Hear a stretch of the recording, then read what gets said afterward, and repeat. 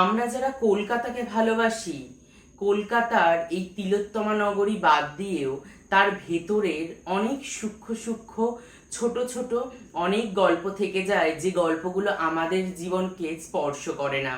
আমরা নাগরিক জীবনে এতটাই অভ্যস্ত, নাগরিক জীবনের অন্ধকারময় দিকগুলোকে আমরা একটু কমই লক্ষ্য করি। সেই দিক নিয়েই আজকের আমাদের নিবেদন থাকবে আইএসসির অন্যতম বিখ্যাত একটি বাংলা কবিতা সালেমানের মা। লিখছেন সুভাষ মুখোপাধ্যায়। তোমরা প্রত্যেকেই জানো সুভাষ মুখোপাধ্যায় মার্ক্সবাদী কবি। তার চিন্তা চেতনায় মার্কসিজমের ধরাছোঁয়া কিন্তু রয়েছে। তিনি যেভাবে তার চিন্তা চেতনা বিশ্লেষণ করছেন, তিনি তার বক্তব্য পাঠকে এমনভাবে আমাদের সামনে উপস্থাপন করছেন, সেখান দিয়ে বুঝতে পারছি সমাজের খেটে খাওয়া দিন দরিদ্র হতদরিদ্র সাধারণ মানুষজনকেই কিন্তু তিনি তার কবিতায় বা তার লেখন শৈলীর মধ্যে স্থান দিচ্ছেন। সেই মানুষগুলির জীবনযাত্রা কেমন, বা তাদের জীবনের যে টাল বাহুলতায় যেভাবে তাদের দিন যাপন হয়, বা তাদের জীবনের ঘেরাটোপের যে কষ্টমুখরতা, তার যে চিহ্ন বিন্দু, সেগুলো কতখানি আমাদের সমাজের ওপর দাগ ফেলে যায়, সমাজে কিভাবে সেগুলো আলোড়িত করে, তারই কিন্তু প্রতীক স্বরূপ এই কবিতাটি তিনি লিখেছেন। তবে বলে রাখা ভালো, এই কবিতাটির মধ্যে তিনি কিন্তু একটা বিশেষ প্রেক্ষাপটকে কেন্দ্র করে আর একটা ঐতিহাসিক ব্যাকগ্রাউন্ডকে কেন্দ্র করে দুটোকে মিশিয়ে দিয়ে একটা কবিতার উপস্থাপনা করেছেন। প্রথমে বলি ঐতিহাসিক প্রেক্ষাপটটা। তোমরা প্রত্যেকেই জানো পঞ্চাশের মন্বন্তরের হিস্টোরিক্যাল ব্যাকগ্রাউন্ডটা। সেখানে মানুষের যে জনজীবন, সেই জনজীবনে কিভাবে প্রভাব পড়েছিল আর কি। গ্রামে চাষাবাদ নেই, ধানে মরক লেগেছে, প্রচুর দাম, মানুষ খাদ্যের অভাবে অনটনে কাজের আশায় সবাই শহরমুখী হয়েছিল।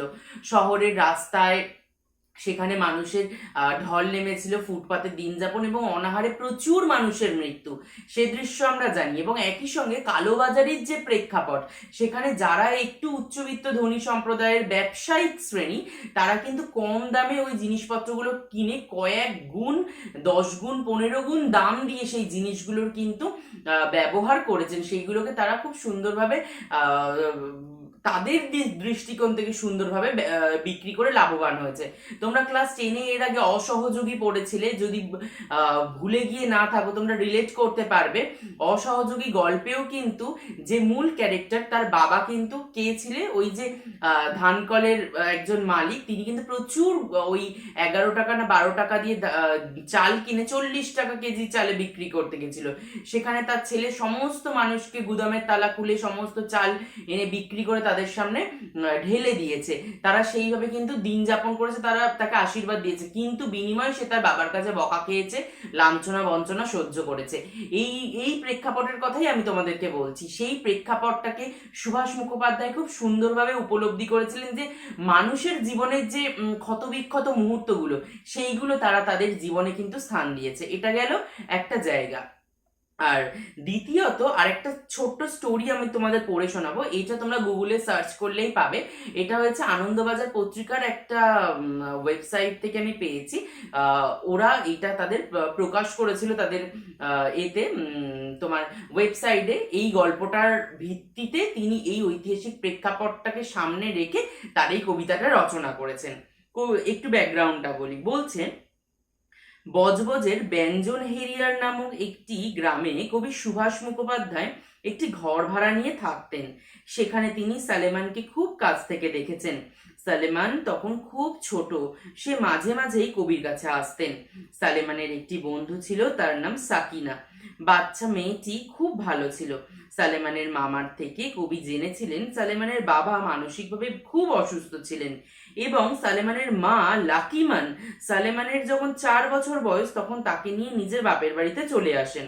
সালেমানের মামা শেখ সাজ্জাদ আলী মানুষ করে কোলে পিঠে করে তাকে বড় করে তোলেন। যখন ওর 4 বছর বয়স ঠিক তখন সালেমানের বাবা বাবর আলী, তার ভালো নাম হামিদ আলী খান, ফিরে আসেন তার স্ত্রী কন্যার কাছে। তার মনের অসুখ তখন কিছুটা হলেও সেরে এসেছে। কবি সুভাষ মুখোপাধ্যায় যেখানে থাকতেন তার পাশে একটা পুকুর ছিল, সেখানেই সালেমান ঘুরে বেড়াতো। তাকে দেখতে পেয়েই তার বাবা কিন্তু তাকে কোলে তুলে নিয়েছিল।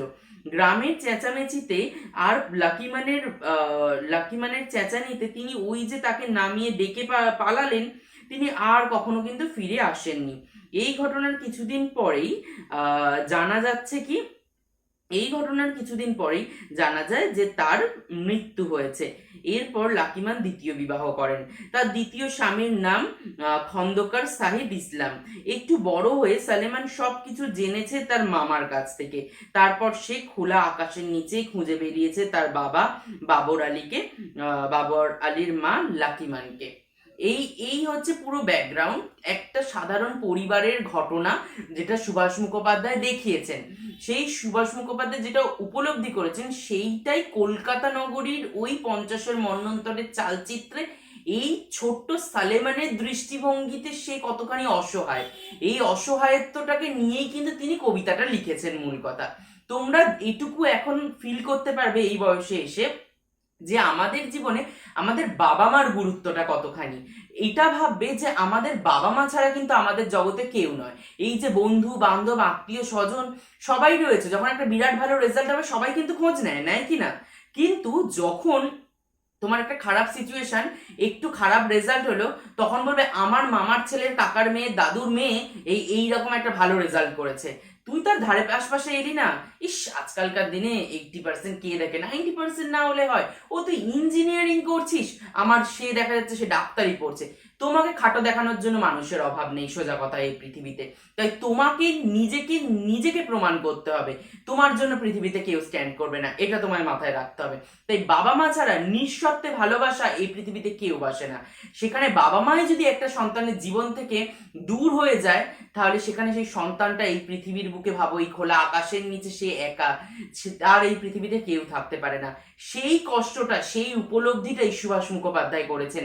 তিনি তার কবিতায় ওই সালেমানের চোখে সেই ঘটনাটার বর্ণনায় কিন্তু দিয়েছেন। একটু কবিতার ব্যঞ্জনা, অভিধা, লক্ষণা এই বিষয়গুলোকে সামনে রেখে তার প্রেজেন্টেশন কিন্তু উপস্থাপন করেছেন।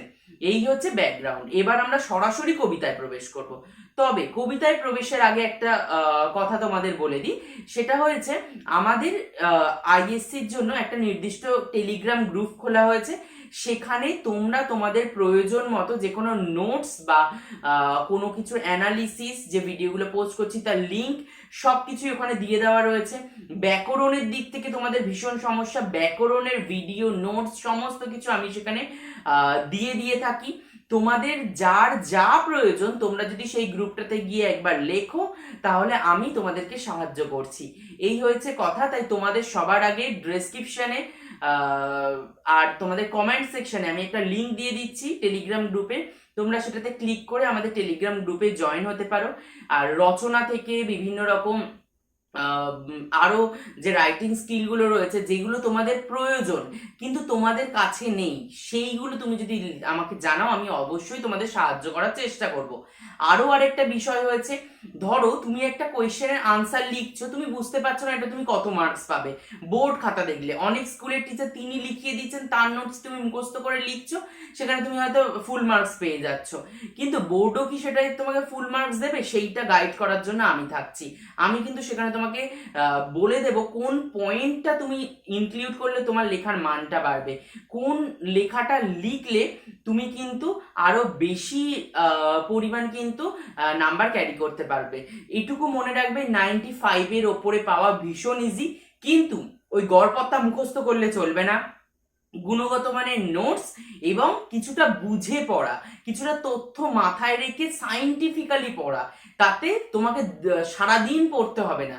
তুমি যখন বসবে 1 ঘন্টা সময় দেবে বাংলার পেছনে, আর প্রয়োজন নেই। 95 তোমাকে ভাবতে হবে না, 95 তোমার কাছে এসে ধরা দেবে। এইটুকু আমি বলে রাখলাম। এটা একদিনের বক্তব্যের নিরিখে এতটা জোর দিয়ে বলছি না, এটা অভিজ্ঞতার নিরিখে বলছি। অভিজ্ঞতা আমাকে এই কথাটা তোমাদের সামনে এতটা জোর গলায় বলতে সাহায্য করছে। যাই হোক, সেই পরিমণ্ডলটা তৈরি করার জন্যই আমার এই গ্রুপ খোলা। আর সেখানে তোমাদের যা বক্তব্য সব আমি রিপ্লাই দেব নিজে। সেই গ্রুপে কিন্তু জয়েন হতে ভুলো না, অতি অবশ্যই। লিঙ্কে ক্লিক করে কমেন্টের ফার্স্ট কমেন্টে আমি আমার লিঙ্ক দিচ্ছি, অতি অবশ্যই জয়েন হয়ে যাও। সেখানে গিয়ে তাহলে কথা হবে আমাদের পড়াশোনা কেন্দ্রিক আলোচনা নিয়ে। তাহলে এখান থেকেই আমি এবার সোজাসুজি শিফট করছি আমার আলোচনায়, সরাসরি কবিতার মধ্যে প্রবেশ করলাম। দেখো কবিতার শুরুতেই কি বলছে, বলছে পাগল বাবরালির চোখের মতো আকাশ। বাবরালি হচ্ছে বাবর আলী, দুটোকে একসঙ্গে যুক্ত করে বলছে। পাগল বাবর আলীর চোখের মতো আকাশ। প্রেক্ষাপটেই আমি বলেছিলাম বাবর আলীর একটুখানি মস্তিষ্কগত সমস্যা ছিল, সে একটু ওই সমস্যার সম্মুখীন হয়েছিল, যে কারণে এখানে কিন্তু খুবই পাগল আখ্যায় আখ্যায়িত করছে, যে সেই পাগল বাবর আলী চোখের মতো আকাশ, মানে স্বপ্ন ভরা চোখ, সন্তান স্ত্রী সবাইকে নিয়ে সে সংসার করবে। কিন্তু একজন মানসিক রোগগ্রস্ত মানুষের সঙ্গে আজকালকার সমাজে কতজন বলতো সংসার করতে চায়? কে চাইবে যে স্বামীর ভরণ পোষণের দায়িত্ব স্ত্রী নেবে? কথাটা রুক্ষ হলেও সত্যি, এই সমাজ কিন্তু নেয় না। একজন স্বামী তার স্ত্রীকে যতখানি নিঃশর্তে সাংসারিক জায়গায় রেখে এগিয়ে নিয়ে যাবে, একজন নারী কিন্তু সেই দায়িত্ব নিতে চায় না। হ্যাঁ, এখন বলতে পারো সংসারে কি কাজকর্ম নেই, সেখানেও তো মেয়েদের প্রচুর করতে হচ্ছে। তুমি উল্টো পন্থা ভাবো, তুমি কোনো মেয়েকে বলো তুমি বাইরে গিয়ে কাজকর্ম করে এসো, তোমার স্বামী ঘরের কাজ বাজ করে দেবে, সে কিন্তু মেনে নেবে না। এটা আমাদের একটা ন্যাচারাল বিষয়, সমাজে হয়ে আসা বিষয়, এটা নিয়ে তর্ক বিতর্কে যাওয়ার প্রয়োজন নেই। স্বাভাবিক যে রীতিটা চলে এসেছে সেই রীতিটাকে অনুসরণ করে আমি কবিতাটা বলছি। এখানে আমার কোনো পক্ষে গিয়ে বলার বক্তব্য কিন্তু আমি স্থাপন করছি না, প্রথমেই এটা বলে রাখি। তাই জন্য বলছে পাগল বাবরালির চোখের মতো আকাশে সেই স্বপ্ন দেখেছিল, বিরাট স্বপ্ন নিয়ে সে তার সন্তান তার স্ত্রীকে নিয়ে সংসার যাপন করার এই সমাজে, এই কলকাতা নগরীর বুকে সুখে শান্তিতে সংসার চেয়েছিল। তার নিচে 5 স্টেশন পেরোনো মিছিলে বারবার পিছিয়ে পড়ে বাবরালির মেয়ে সালেমান, খুঁজছে তার মাকে। অর্থাৎ আমি এটাও বলেছি মা দ্বিতীয়বার বিয়ে করেছে বাবার মারা যাওয়ার পরে। তাহলে এই পাগল বাবরালি তার স্বপ্নটা কিন্তু স্বপ্ন থেকে গেছে, সে বাস্তবায়িত করতে পারেনি।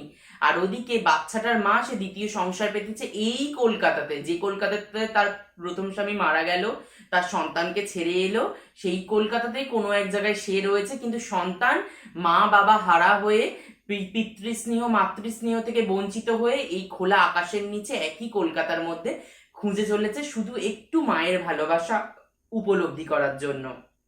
তাই বলছে এই মিছিল কিসের মিছিল? ওই যে বলেছিলাম অনটনের মিছিল, খাদ্যের অনটন। 50-এর মন্বন্তরে যে সাধারণ মানুষ সরকারের কাছে দাবি জানাচ্ছে তাদের একটু খাবার দেওয়া হোক, খাদ্যের বন্দোবস্ত করা হোক, তার জন্য যে মিছিল, সেই মিছিল থেকে 5 স্টেশনের মতো মিছিল, মানে 5টা স্টেশন, মানে কতটা দূরত্ব, সেই দূরত্বের মাপকাঠি বোঝাচ্ছে। সেই দূরত্বের নিরিখে মানুষদের হেঁটে যাওয়া, লাইন দিয়ে মিছিল করে এগিয়ে যাওয়া। সেই মিছিলে বাবরালির মেয়ে সালেমান কেবল তার মাকে খুঁজে যাচ্ছে, বারবার সেই মিছিলের মধ্যে হারিয়ে পড়ছে।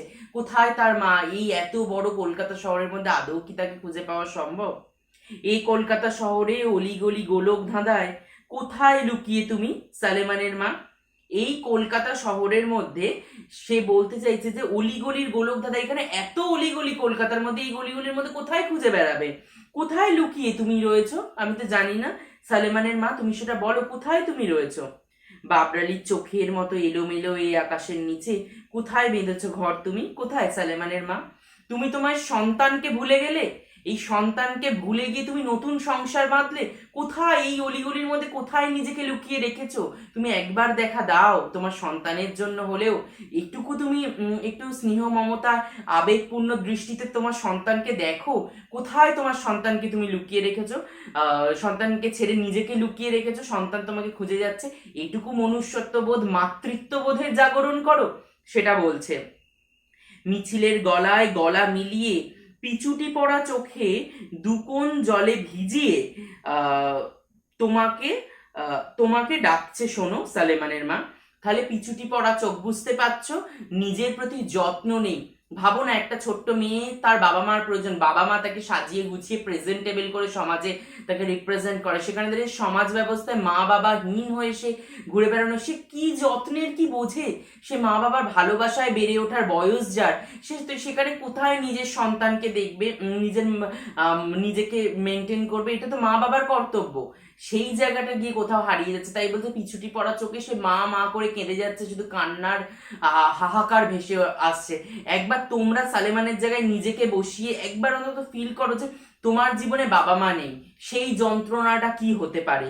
তোমার মা এদিকে এটাও নয় যে বাবা মা মারা গেছে, হয়তো বাবা মারা গেছে এই প্রসঙ্গে, তুমি ভাবো থেকেও নেই, একজন তো রয়েছে যে মাথার ওপর ছাতা, সে মাও নেই, তাহলে কোথায় গেল? এই বোধটাও কোথাও গিয়ে হারিয়ে যাচ্ছে। তোমাকে ডাকছে শোনো সালেমানের মা, তাই বলছে এক আকাশের মেয়ে তোমার আরেক এই এক আকালের মেয়ে তোমার আরেক আকালের মুখে দাঁড়িয়ে তোমাকেই সে খুঁজছে। এই আকাল কি? এই আকাল হচ্ছে দুর্যোগ। কিসের দুর্যোগ? মন্বন্তরের দুর্যোগ। তাহলে এটা একটা আকাল। আরেকটা আকাল কি? মা বাবাহীন হয়ে দিন যাপন করার আকাল, সেইটার কথা বলছে। তাই এক আকালের মেয়ে তোমার আরেক আকালের মুখে দাঁড়িয়ে, তাহলে একটা মা বাবাহীন হয়ে যে কষ্ট, আর এক আকাল খাদ্যের অভাব, সেই আকালের মুখে দাঁড়িয়ে কেবল তোমাকে খুঁজছে। অভাব অনটনের এই যে চালচিত্র, আশা করি তোমরা বুঝতে পারলে যে এখানে কোন অভাব অনটনের কথা বললো। এক আকালের মেয়ে আর এক আকালে এসে কিন্তু ঠেকলো। জীবনের এই যে চরম ট্র্যাজেডি, একটা পরিবার পরিস্থিতির মার, যেখানে পরিবার থেকেও নেই, মা সন্তানের কথা ভাবলো না, নিজের আশা আকাঙ্ক্ষা ভালোবাসা চরিতার্থ করলো। আর অন্যদিকে এই সমাজ, সেখানে কিন্তু কালোবাজারি এত ভরে গেছে, এই অভাব অনটনের চালচিত্র, যেটা সমাজকে আরো বেশি ক্ষতির দিকে নিয়ে গেল। এই যে সামগ্রিক ব্যভিচার, সেটা কোথাও গিয়ে আমাদের সমাজকে আরো বেশি ক্ষতির মুখে কিন্তু ঠেলে দিচ্ছে। এই গেল সামগ্রিক চালচিত্র রূপরেখা, বলে দিলাম। তাহলে আশা করা যায় কবিতাটা নিয়ে আর কোনো রকম সমস্যা তোমাদের থাকলো না। আমার মনে হয় এই ব্যাকগ্রাউন্ড, হিস্টোরিক্যাল ব্যাকগ্রাউন্ড প্লাস তারপরে গিয়ে যদি কবিতাটার অ্যানালিসিস তোমরা পড়ো, তাহলে আর কোনো অসুবিধা থাকবে না। আর আমার এই ভিডিওটা তো রইলই, বারবার এই অ্যানালিসিস গল্পটা যদি শোনো, কবিতাটা বুঝতে অসুবিধা হওয়ার কথা নয়। তবুও যদি অসুবিধা হয়, কমেন্ট সেকশন তো খোলা রইলই, প্রশ্ন করো। আর একই সঙ্গে আমাদের টেলিগ্রাম গ্রুপের লিঙ্কও দিয়ে দেওয়া হলো কমেন্ট সেকশনের প্রথমেই, সেইটাকে কেন্দ্র করে কিন্তু তোমরা আমাদের টেলিগ্রাম গ্রুপে জয়েন হয়ে গিয়ে সেখানেও প্রশ্ন করতে পারো, আমিই উত্তর দেব সেখানে। আর আরো আরেকটা প্রসঙ্গ তোমাদের বলে রাখি, যে আমাদের এই রকম আইএসসির পুরো সিলেবাস ধরে ধরে ভিডিও আপলোড করা হবে। তোমাদের কোনটার বেশি প্রয়োজন সেটা কিন্তু কমেন্ট সেকশনে জানাতে ভুলো না। আর আমাদের চ্যানেলে যদি নতুন বন্ধু হয়ে থাকো, অতি অবশ্যই সাবস্ক্রাইব করো। সাবস্ক্রাইব করার পর পাশে থাকা বেল আইকন চিহ্নটিকে ক্লিক করে অল করে রেখো। আদার্স অন্যান্য ভিডিও যখন পোস্ট করব সবার আগে তোমার কাছে তাহলে পৌঁছে যাবে, এই আশা রাখছি। আর দ্বিতীয়ত আরো আরেকটা কথা বলি, তোমরা কিন্তু অতি অবশ্যই আমাদের ভিডিওগুলোকে লাইক করো, যদি পছন্দ হয়, জোর জবরদস্তি নয়, যদি ভালো লাগে লাইক করো। আর বন্ধুদের মধ্যে অতি অবশ্যই শেয়ার করো, তাহলে তোমার সাথে সাথে তোমার বন্ধুরাও কিন্তু অনেকটা উপকৃত হবে এই ভিডিওগুলো দেখলে। আর কোনো প্রশ্ন উত্তরে যদি কোনো অসুবিধা থাকে, আমি তো রইলামই সেই জায়গাটা হেল্প করে দেওয়ার জন্য। তার জন্য কিন্তু টেলিগ্রাম গ্রুপে জয়েন হয়েও। তাহলে আজকের এখানেই আমাদের ভিডিওটা শেষ করছি। আবারও অন্যান্য নতুন কোনো ভিডিও নিয়ে কিন্তু তোমাদের সামনে আবারও পরবর্তীতে দেখা হবে।